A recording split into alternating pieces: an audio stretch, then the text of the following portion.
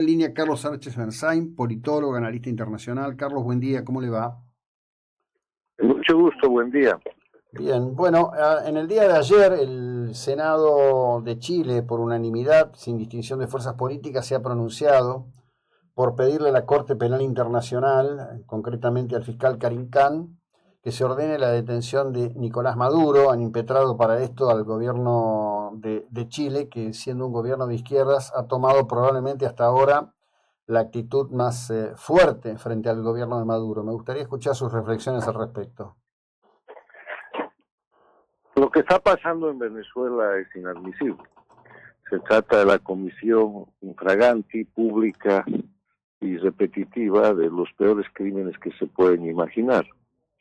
Y estos crímenes que van desde las amenazas, la represión, el secuestro, la tortura, el asesinato, son resultado de la derrota que ha sufrido Nicolás Maduro en las elecciones del 28 de julio pasado, de la falsificación de un resultado que él ha producido y de la manipulación que hace la dictadura de Venezuela de autoridades de ese país. O sea, ha puesto en el grupo de falsificadores un verdadero grupo de delincuencia organizada a las autoridades que tenían que estar encargadas de proteger el voto popular y el resultado de la elección. Están comprometidos los miembros del órgano electoral, está comprometido el que se llama Tribunal de Justicia de la dictadura, está comprometido el fiscal, que en lugar de proteger a la gente está persiguiendo a los inocentes para encubrir los crímenes de Maduro,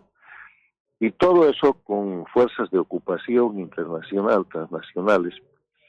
Hay avispas negras, los grupos de represión de Cuba, está el grupo, probablemente el grupo Wagner de Rusia, hay tropas enviadas por la dictadura de Bolivia, y ayer el dictador Ortega ha ofrecido también tropas para proteger lo que ellos llaman la revolución. En medio de todo eso, el sistema internacional, pesado como siempre, no está operando con la necesaria rapidez de respuesta para contener esto que es una crisis humanitaria.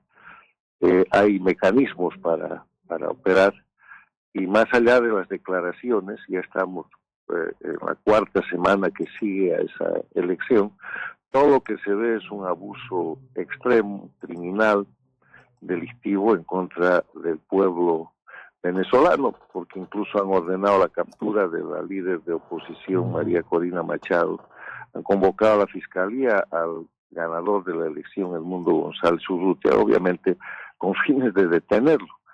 Esto hace que el Senado chileno haya tenido esta decisión que usted menciona, que es muy buena porque agita el cumplimiento de las obligaciones de la Corte Penal Internacional, que es un organismo jurídico establecido para sancionar, pero también para evitar y para frenar la comisión de crímenes de lesa humanidad. Y en Venezuela se están cometiendo crímenes de lesa humanidad porque se está ejecutando terrorismo de Estado, se está ejecutando una deliberada y planificada acción de exterminio de la oposición para retener indefinidamente el poder. Esperamos que la Corte Penal Internacional actúe, porque ya tiene incluso un caso anterior a las elecciones muy demorado de investigación de crímenes de lesa humanidad contra Maduro y su grupo. No hay que olvidar que se trata de una de las dictaduras que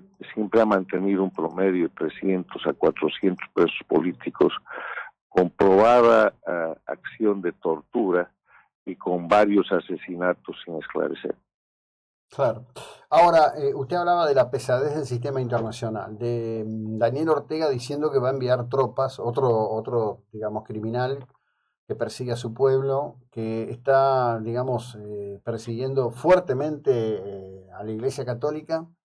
Es abrumador el silencio de Bergoglio, ¿eh? Abrumador. Es una vergüenza porque en su homilía del domingo antepasado, el domingo pasado, el Papa Francisco ha llamado a la concertación en Venezuela. Y eso es vergonzoso porque lo que hay que hacer con Venezuela es reconocer el triunfo del pueblo. El Mundo González Urrutia ha ganado 3-1, o sea, 3 votos él contra 1, y es una diferencia muy grande. Y el no reconocer aquello es realmente vergonzoso. Y en el tema específico de Nicaragua, el silencio del Papa es un silencio, como usted dice, extremo, abrumador, porque le han expulsado, no de ahora, sino desde empezaron poniendo en el exilio y persiguiendo al obispo Báez, que el mismo Papa lo llamó a Roma como una manera de exiliarlo, ayudando de esa manera a la dictadura.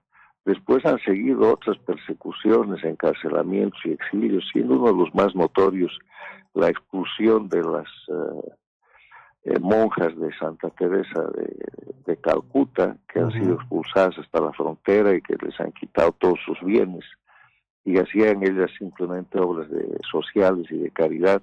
Y en las últimas semanas han encarcelado párrocos y sacerdotes al punto que las iglesias católicas se están quedando sin curas en Nicaragua. Las parroquias no tienen curas y el Vaticano está callado y el Papa Bergoglio, el Papa Francisco, no dice nada.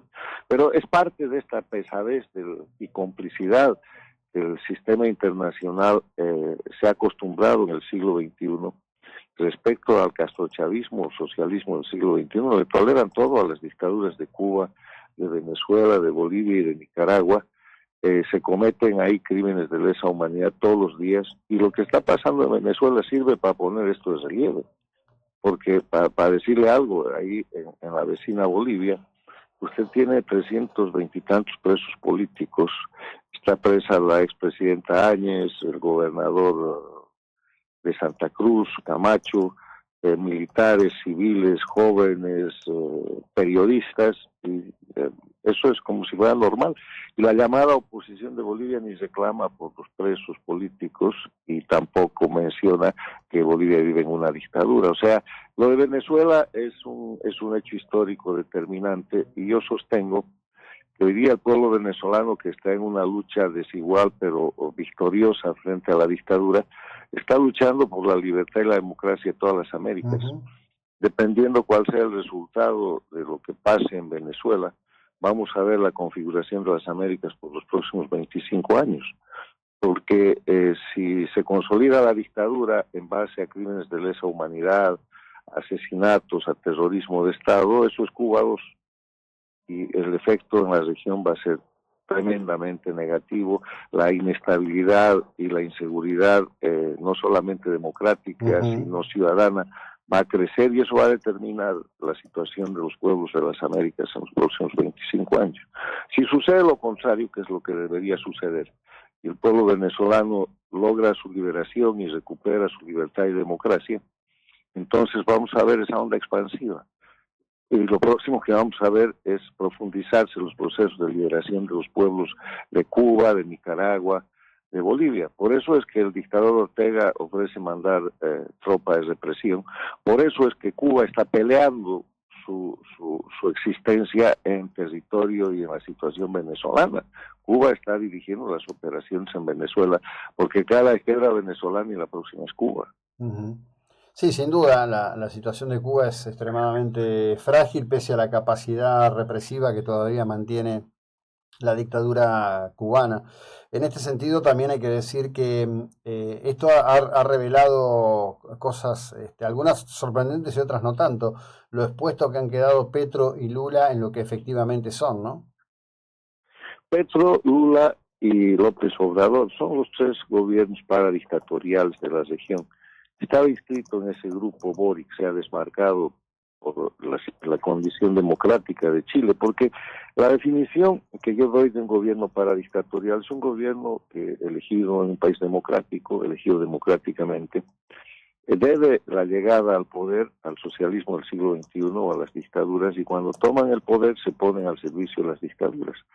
Eso se prueba mirando la política exterior de esos gobiernos y también la política interna. Mire, López Obrador ha condecorado al dictador Díaz-Canel de Cuba, ha recibido como si fuera dignatario de Estado a Maduro, contrata a médicos esclavos y otros servicios de esclavitud de Cuba, le compra piedras a Cuba, le regala petróleo cada que puede y protege a las dictaduras.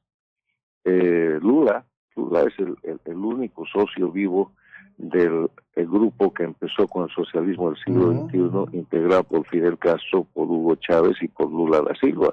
Lula es el creador, el fundador del Foro de Sao Paulo, que ha venido desestabilizando y es el instrumento operativo y de violencia política y criminal del socialismo del siglo XXI. Lula es el creador del lavallato, que es el acto de mayor corruptela para el socialismo del siglo XXI con dinero federal brasilero cuando él era presidente. Y Lula ha salido de la cárcel a la presidencia y en este nuevo periodo presidencial de inmediato le organizó una reunión de presidentes a Maduro para tratar de rehabilitarlo y fue repudiado por los presidentes de Uruguay, de Chile, del Ecuador. Y Petro es un exguerrillero del M-19 que ha sido financiado por el narcotráfico y por Venezuela, como lo ha declarado su propio embajador en Venezuela.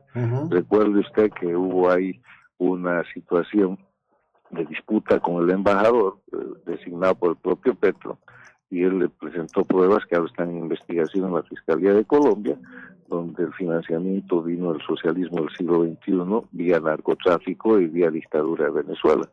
Entonces, estos tres presidentes no están al servicio ni de sus pueblos, ni de la soberanía de México, de Colombia o del Brasil, ni del cumplimiento de las obligaciones internacionales, están al servicio de las dictaduras, y así lo han demostrado, y los hechos de Venezuela sirven para probar esto, que antes podía ser una sospecha o podía tener alguna duda. Hoy día se va a celebrar en la Organización de Estados Americanos una reunión del Consejo Permanente para considerar el informe sobre violación a derechos humanos y crímenes de lesa humanidad que ha preparado la Comisión Interamericana de Derechos Humanos.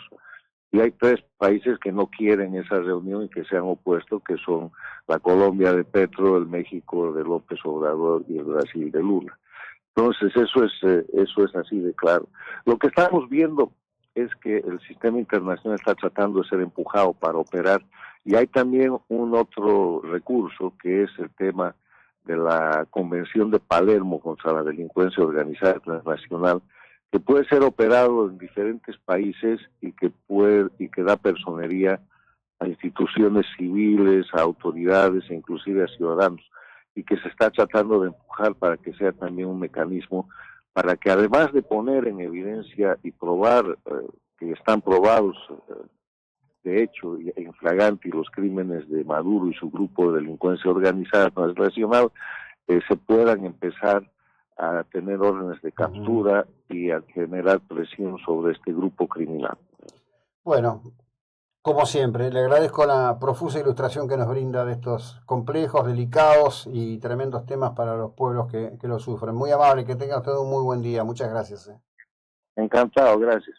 Bueno, Carlos Sánchez Berzain, politólogo, analista internacional desde Washington, D.C.,